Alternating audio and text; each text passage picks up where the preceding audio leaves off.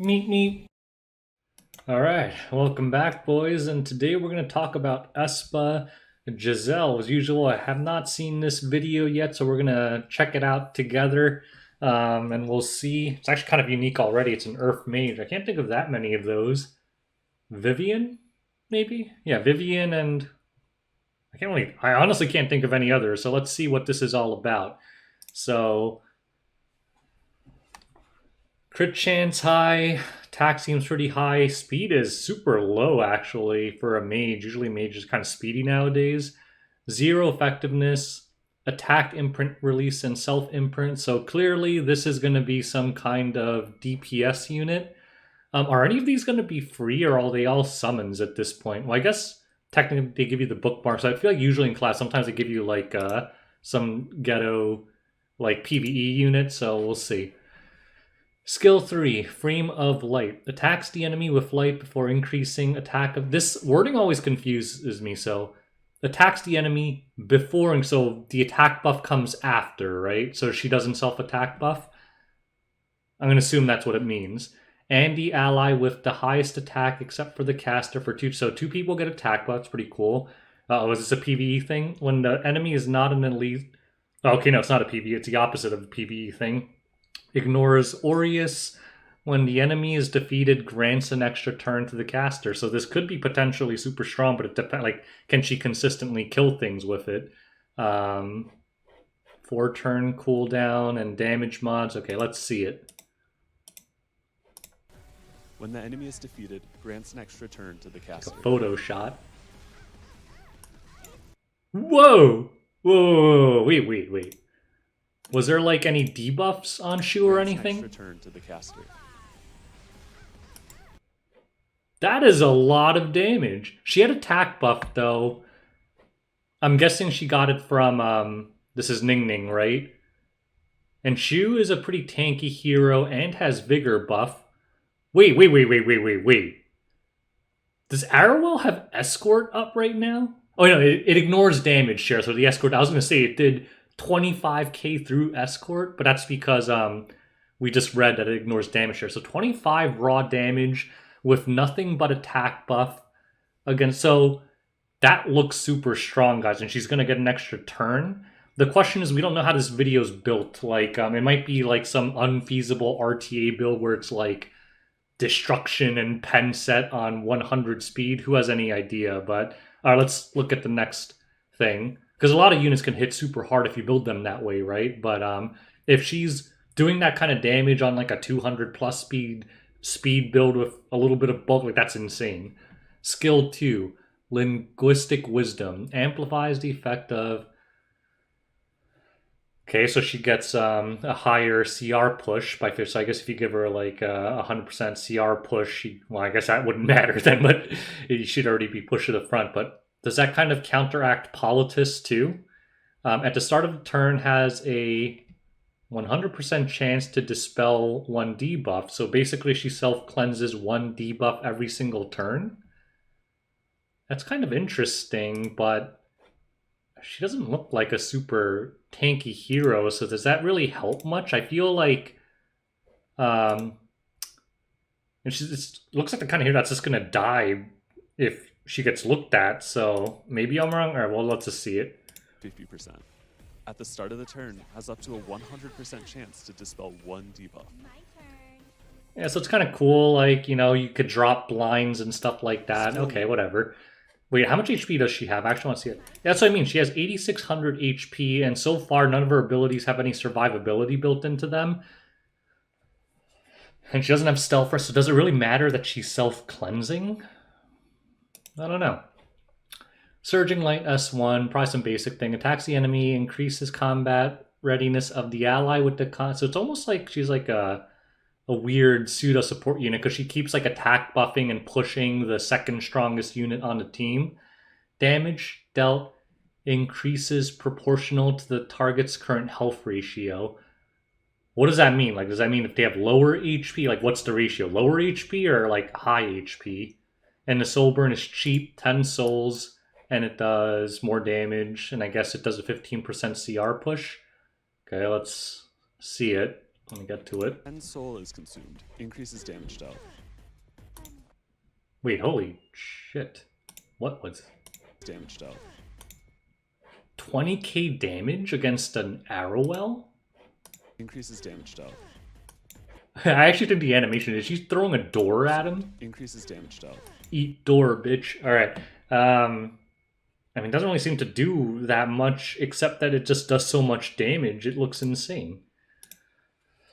Artifact introduction. Frame of light. When attacking with a single attack, increases damage dealt by 16%. So it's basically like Exorcist's Tonfa. Well, I guess it doesn't have the HP condition now. It's a 4% less than a portrait if the condition is met. When the enemy is defeated by a single attack, gains 10 souls. The effect upon... Huh. So this is weird. So she's a mage. So in terms of souls, I mean, this can only be activated once, so she could just carry Tagahells instead. But the thing is, basically Tagahells, you get 20 souls, no like conditions. Here, if you kill someone, you get 10 souls, so half the souls, but at the same time, you're doing 16% more damage, and 16% is a lot of damage. Because I was trying to think, like, does this, like, unleash any cool cleave tech? But not really, because in that kind of tech, you could always just use Taga's Hells and you'd have more souls anyway. She's a mage. But if you really need that damage, and again, she does get the extra turn. So I guess the reason it works with her is because when she kills someone with her S3, she gets an extra turn, then you get 10 souls, and you can Surging Light and Soul Burn the S1 right away. So I guess that's the intended tech for her. But a lot of times with mages, they release mages with artifacts, and turns out they're still the best on Tagahells because Tagahells is so busted. And if these damage numbers are any indicator, like, does she actually need any help with damage? I mean, she just seems to hit so freaking hard. I want to see that shoe one again. Where is that? Frame of Light. That's a lot of damage, boys, and it's raw. Like, she has no real condition like their HP or anything like that, so, like, it would hit the same on, like, you know, like a medium tank unit, like a 15k HP unit. Like, a shoe is a very tanky unit generally. Oh, she looks kinda... No, I kind of want to see a little bit more. Yeah, so let's see the Soul Burn in action. So she likes doors. Puts Shu in a door, and it kills her. And then she throws a door at Arrowell. Kills her.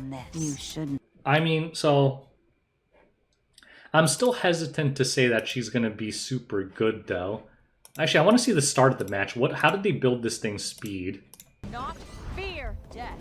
Seizing victory. Oh, wait a minute. See, this is what I'm talking about. Look at where she is on a CR bar. This is like a destruction pen set thing on like 150 speed. So that's why she's hitting so damn hard. She's super slow right here. She's like below 50%. So this is not... I don't think this damage is typical, right? This is atypical damage the way she's built, and she's super squishy. So in terms of RTA, I don't know. I think in Arena and Guild Wars, she might actually be pretty good because you can actually get away with building her like that. In RTA... her kit has 0 survivability, 0, other than this weird cleansing thing on her S2, which I feel like will just never go off. She'll just die. Like, she doesn't have any stealth. She doesn't have any damage mitigation. The thing is, her damage seems so high that I wonder how hard she would hit with bulk. Like, if you just made her kind of bulky, would she still do pretty legitimate damage? Like, you don't always have to one-shot everything for a hero to be good. So I don't know. I feel like, you know, because there are other units in the game that hit super hard that, you know, aren't dominant in RTA. Like Luna hits super hard. Sirmia, Fire Sirmia hits super hard. They don't just run over everything in RTA because, as it turns out, for them to hit super hard, it's hard to balance that ability plus them being able to survive anything. Because those kind of heroes, well, Luna actually has some damage mitigation, but like Sirmia has 0 damage mitigation. They just like fall over when people look at them. So I feel like Giselle kind of has the same problem. So I wonder if in like Cleave, because her damage is so insane, she would work kind of well there. But in Standard, like, I guess if you draft a team to defend her, like if you're going to play one of those Outlast, like Destina, Troublemaker, Arrowell, whatever comps, and just really protect her and rely on her to slowly just one-shot everything, I guess you could get away with building her super jacked if you're going to do that. But in general, I feel like she wouldn't be a super safe pick. Like if they get a turn before you, I feel like just about anything will one-shot her, right? So I don't know. I think in Arena and Guild Wars, she'll be a pretty good. I think in Arena, especially, like, because she could just wipe out 2 units really fast, as we saw with the Soul Burn thing. I think she'll be pretty good in regular Arena, but again, most people don't care about that. Guild Wars, I think she could kind of do the same thing as well, like, especially if they have no way to, like, stop, like, a push. If you just want to use, like, Amelia and just immediately kill 2 people, if it's, like, one of those teams without damage mitigation on the defense. So I think there will be pretty good. RTA, I mean, I could be wrong. You guys tell me if you think there's some crazy tech with her. I think she'll be a little bit difficult to use just because of her survivability. I think her damage is clearly pretty beast mode. The damage is actually making me very tempted to build this, because that is sick, nasty damage considering she had vigor buff and there's no setup needed. All she has is attack buff. That's pretty nuts. But again, other like Sermia can hit just as hard, and she's not good in RTA either, so who knows? Like, survivability is generally very important, and if you're not survivable, you better at least be fast so you could get your turn off quick. This hero is super slow, it looks like. At least her animations are kind of cool. I would also like to be killed by a door. But anyways, what do you guys think? Those are my first impressions. I think Arena Guild Wars will be pretty good. RT, I think there's just 0 survivability, so I'm very hesitant to say that this is going to be a hero that works well. Like 0 survivability, 0 speed. So I think she doesn't differ that much in my eyes from any other hero in the game that hits really hard but falls over really quick. I think she's another one of those. But maybe I'm missing some super secret tech. If so, tell me what it is. Tell the squirrel why he's an idiot, and I will heart your comment, push it to the top. If I agree with it, you guys always come up with super cool tech sometimes that I've missed because, I don't have time to think about that. This is my first time watching it. So at the time being, I can't think of anything other than just like cleaving with her and immediately deleting units on the other team. But I've always been more of a standard player in that play style. I feel like this would just be kind of like a liability. She's going to be the person on my team that I can't protect because she's so squishy and she dies immediately. And I know the other guy's going to just zerg into her every single turn. That's how I kind of feel about her. But let me know if I'm wrong. What do you guys think? And when you guys pull for her, best of luck. Till next time, boys. Peace out.